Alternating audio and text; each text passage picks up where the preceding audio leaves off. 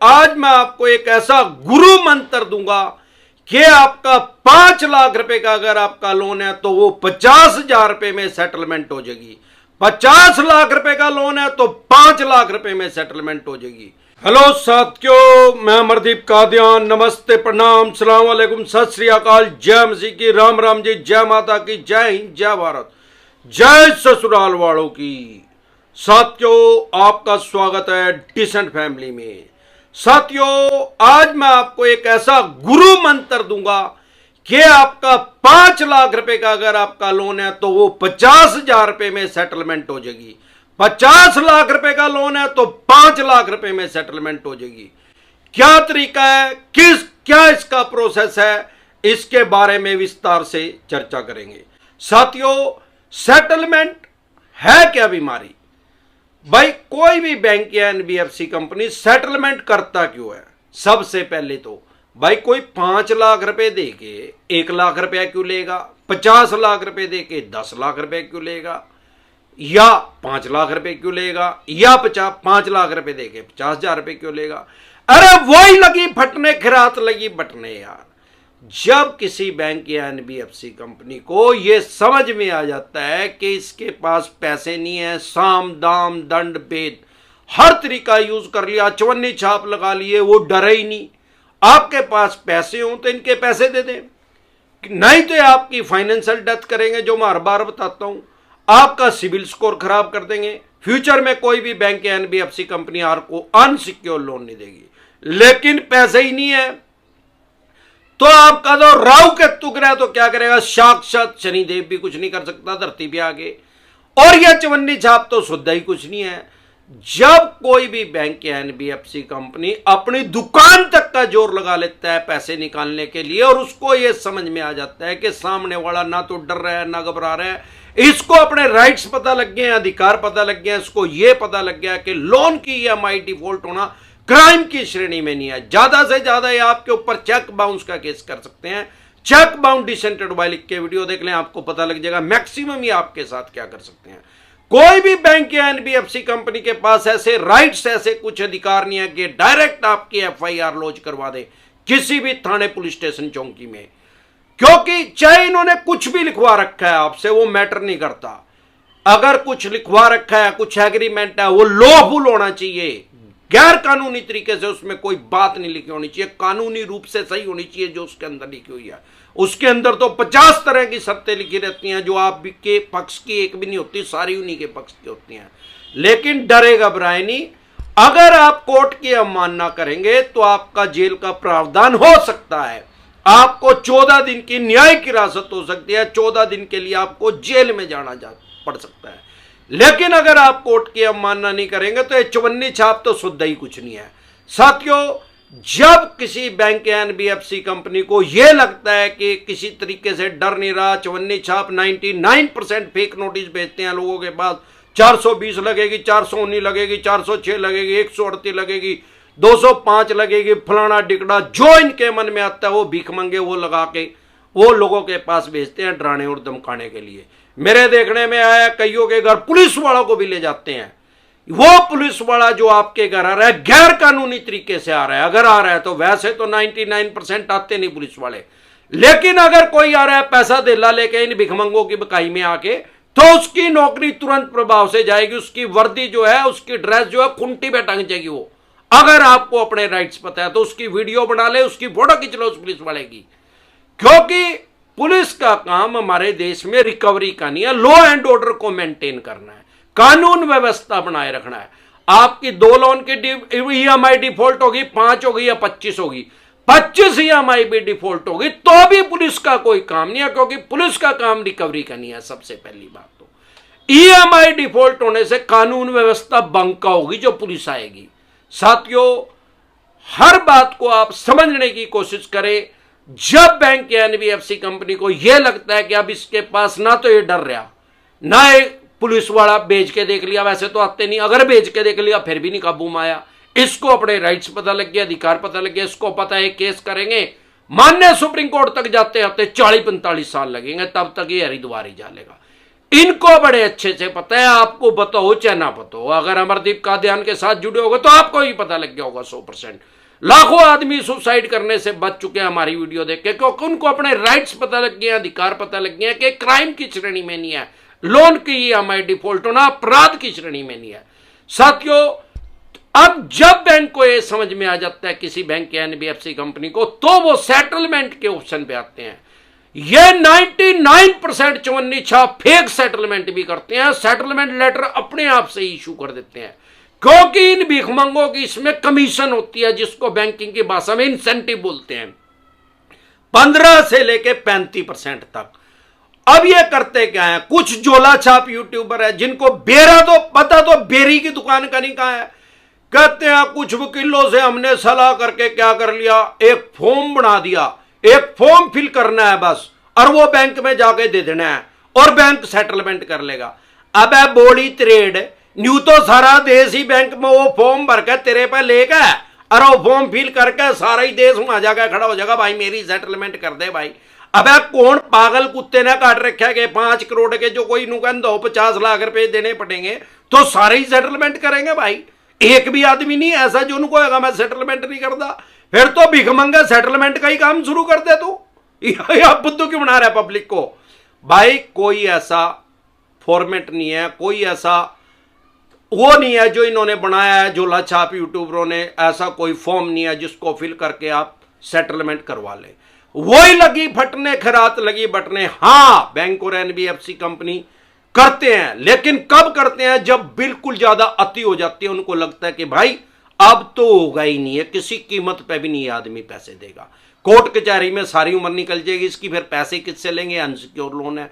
साथियों, आपको जब यह बात समझ में आ जाएगी तो आपको खुद से रियलाइज होगा कि बात बिल्कुल ठीक है कि चवन्नी छाप क्यों कह रहे हैं, चवन्नी छापों की कमीशन है। लेकिन इसमें भी एक जोल है बहुत तगड़ा बैंक और एनबीएफसी कंपनी का।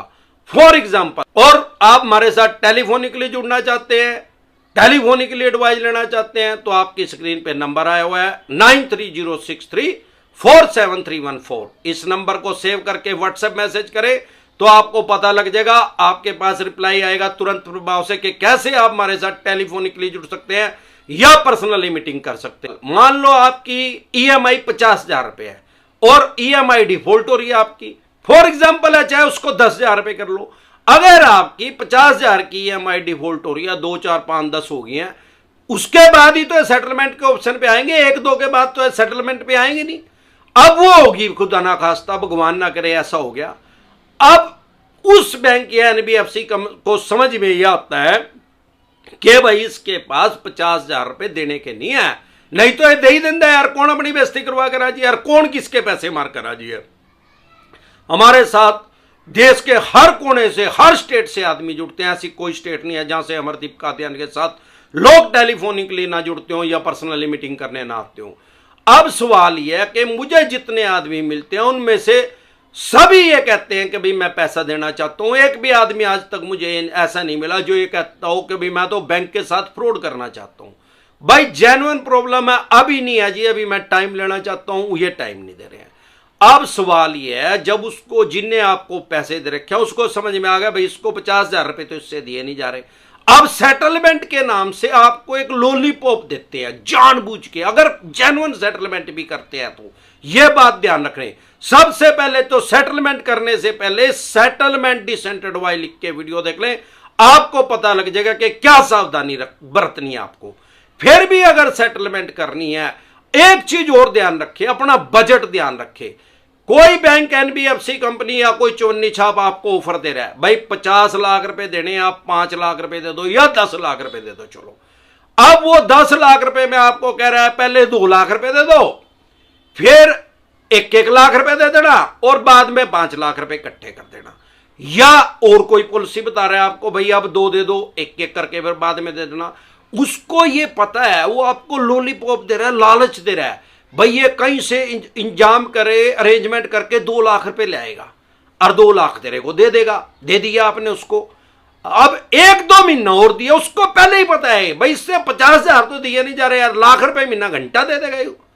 अब वो ईएमआई डिफॉल्ट होनी है, आपने 2 लाख दे दिए, एक एक 2-2 लाख रुपए 2-4 महीने और दे दिए, 5-7 लाख रुपए आपके चले गए, 10 लाख पूरे नहीं हुए।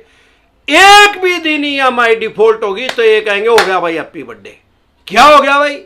नुका हो गया हैप्पी बर्थडे हो गया। नुका क्या हो गया? नुका भाई जो एग्रीमेंट करा था वो तो टूट गया। कैसे टूट गया भाई? भाई साहब हमने सेटलमेंट करी थी, उसमें टर्म कंडीशन थी, आपने उस तारीख को पैसे नहीं दिए, सेटलमेंट तो निरस्त होगी, नुल एंड वाइड होगी, उसकी कोई वैल्यू नहीं रही। अब क्या होगा भाई? अब दोबारा से सेटलमेंट करनी पड़ेगी, नहीं तो वो 50 लाख रुपए में से वो 7 लाख रुपए निकाल के अब 43 लाख रुपए मांगने शुरू कर देंगे।